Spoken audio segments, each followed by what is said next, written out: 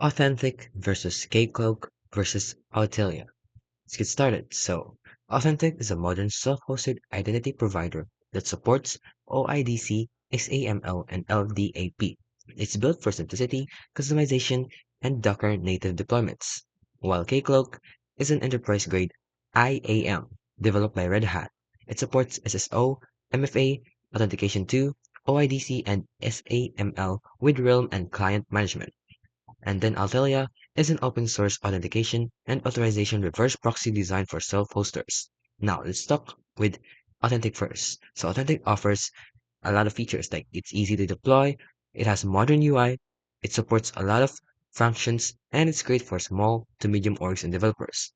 And Keycloak offers enterprise-ready, stable and scalability, strong realm client separation, rich feature set for access control and MFA, and a large active community. And Autelia is a simple and secure, also has reverse proxy-based access control, great two-factor authentication with time-based tokens or hardware keys, easy configuration for protecting services like Nextcloud, and lightweight and minimal server side. Now, though they have downsides, for Authentic, it's still growing, it's a small community, and it is limited documentation in some areas, while Kcloak is heavy to deploy and to maintain.